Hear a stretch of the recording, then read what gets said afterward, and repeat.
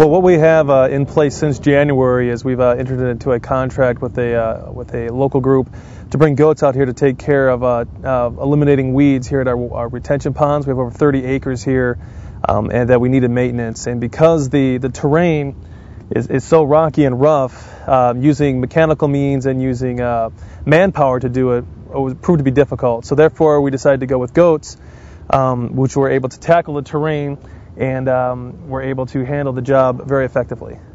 They were scheduled to leave just a little while ago, but we're keeping them on a little bit longer. We like the progress that they've made here. We want to keep them on and see what else they can do here on the property. But they've done a really great job so far of maintaining and getting rid of a lot of the brush that's here. The amount of goats that we have here varies from time to time. Right now, because it is a lot hotter and the amount of brush has been significantly reduced, we have less goats here than we did have earlier. But as we stated before, earlier in the year, there was a lot of brush out here. They've cleared a lot of it out.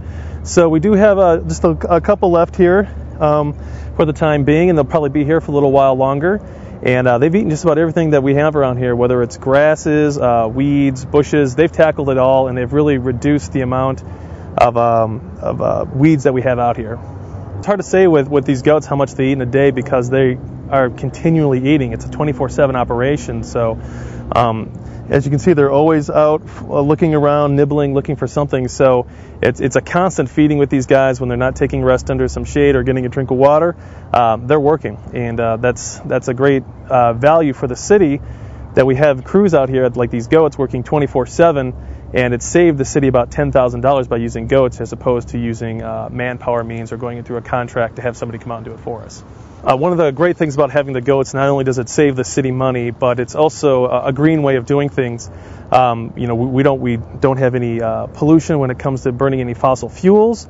There's no noise pollution, and then the waste that they do generate are small pellets, of course. But the nice thing about that is the way that the goats digest the materials. Any seeds or anything that they eat are rendered useless after they pass through the goat. So it's really a one-time job for them to come in and do some of the work. And again, it's a good thing we're doing here at the plant. It goes along with a lot of the green things that the plant is doing along with the city.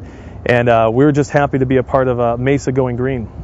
This is an old way of doing things, and it's just something that we brought here, but it's a common practice around the country, whether it's used in the South. I knew in Florida, Georgia, they tend to use a lot of sheep to clear areas. I do know they use goats in California for fire abatement issues. So it's been going on around the country, and it's been going on for a long time. We were actually approached by the company who had the goats, and when we tossed the idea around, we thought it's a win-win situation for us because we're saving money and it's good for the environment. So like I said, it's an old way of doing things, but it's a new green way here in Mesa, and we tend to like to stick with it for a while.